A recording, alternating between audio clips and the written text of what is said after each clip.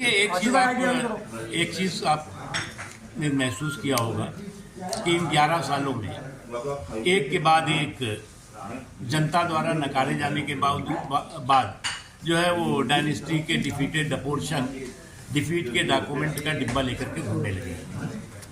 परिवार तंत्र के प्रायोजित पराक्रमी पराजय के प्रमाण पत्र की पेटी लेकर के घूम रहे हैं और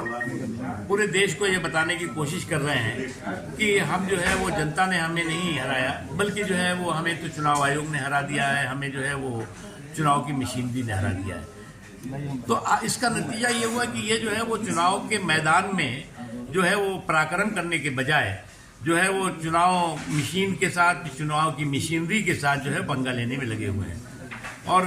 आजकल तो जो है वो पतंगबाजी का जो है वो दौर माहौल चल रहा है, तो उसमें जो है वो पंगे का जो है वो मूड ठीक नहीं है किसी के लिए, किसी भी के राजनीतिक पार्टी के लिए। दूसरी चीज़ ये कि ये जो जिन पार्टियों को जो है वो रणबांकुरी करनी चाहिए, वो रण छोड़ बहादुरी के रिकॉर्ड में लगे हुए हैं। और इस तरह के लफाजी के लंपट लाबी जो है, उस तरह के लफाजी के लंपट लाबी जो है वो चुनाव में एक के बाद एक घोषित भी हो रही है, धाराशाही भी हो रही है। आज जो है वो देश में सुशासन, समावेशी सशक्तिकरण और सनातन का अमृतकाल चल रहा है। और सुशासन, समावेशी सशक्तिकरण और सनातन का ये अमृतकाल जो है, उसने जो है वो भारत को सुशासन, स्थायित्व और समावेशी सशक्तिकरण की शक्तिपीठ बना दिया है। और आज पूरा दुनिया जो है कि संकट और कंटक के दौर में भारत बिना रुके हुए, बिना थके हुए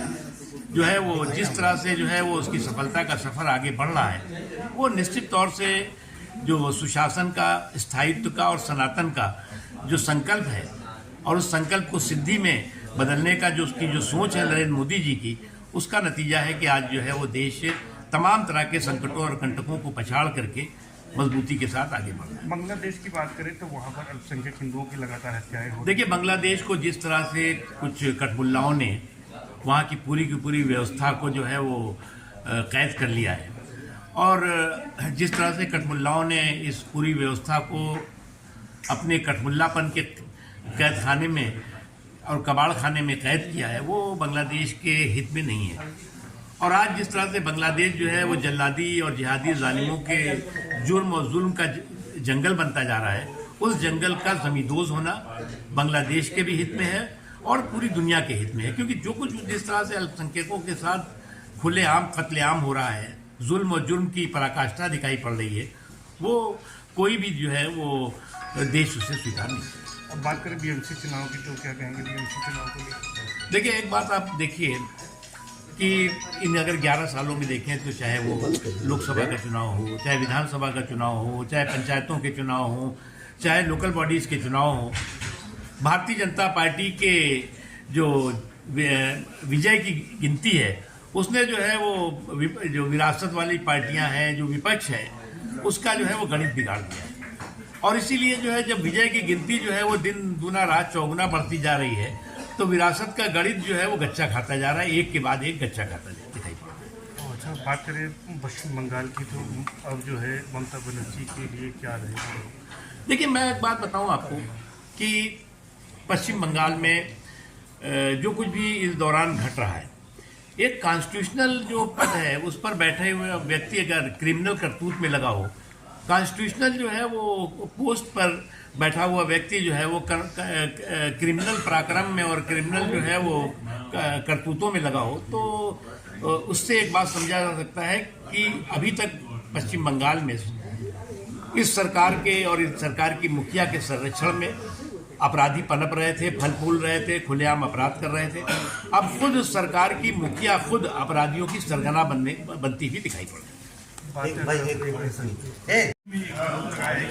ब्राह्मणों की उपेक्षा हो रही है क्योंकि विधायकों की कुछ बैठक हुई थी, उसके अलावा उन्होंने कहा कि सिर्फ सम्मान बसपा ने दिया, कांग्रेस और सपा ने भी ब्राह्मणों को सम्मान नहीं दिया। उन्होंने एक और बड़ा ऐलान किया है कि वो 2027 का विधानसभा चुनाव भी अकेले लड़ेंगी। देखिए, मायावती जी को जन्मदिन की बहुत बहुत शुभकामनाएं, बहुत बहुत मुबारकबाद। वो भी इस बात को अच्छी तरह जानती हैं और ज़्यादातर विपक्ष के लोग इस बात को अच्छी तरह समझते हैं कि ये जो गठबंधन है ये गठबंधन जो है वो अपने ही विरोधाभास के चक्रव्यूह में बुरी तरह से फंसा हुआ है और इस गठबंधन की गठरी में जितने छेद हैं उससे ज़्यादा उनमें महत्वाकांक्षी मतभेद है।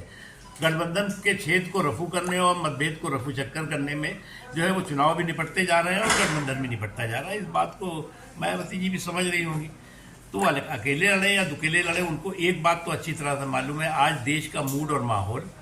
भारतीय जनता पार्टी और एनडीए के पक्ष में। एक आखिरी सवाल है कि एसआईआर को लेकर लगातार राहुल गांधी और यूपी में समाजवादी पार्टी के मुखिया अखिलेश यादव सवाल उठा रहे हैं। खासतौर पर उनका ये कहना है कि विपक्ष को हराने के लिए ये साजिश चुनाव आयोग के साथ मिलकर बीजेपी कर रही है। देखिए, एक चीज़ आपने देखा होगा कि इनका फूका हुआ हाइड्रोजन बम और छुटे हुए जो बकवास बहादुरी का गोला था वो जो है वो टाई फिश हो चुका है। अभी बिहार में इसी तरह का जो है वो फूका हुआ हाइड्रोजन और बम लेकर के ये घूम रहे थे और कह रहे थे कि जो है वो इस चुनाव के बाद ये बम ऐसा बोलेगा कि जो है वो बड़े बड़े लोग जो है वो बौखला जाएंगे। लेकिन हुआ क्या, बम ऐसा बोला कि ये खुद इनका बंटाधार कर गया। तो इसलिए जो है इस तरह की जो पिटी हुई पटकथा पर जो पाखंड करने का जो प्रयोग है वो इन्हें जो है वो बंद करना चाहिए। अन्यथा जो है ये पार्टियां जो है पराजय की प्रयोगशाला बन जाएंगी, उससे ज़्यादा कुछ नहीं।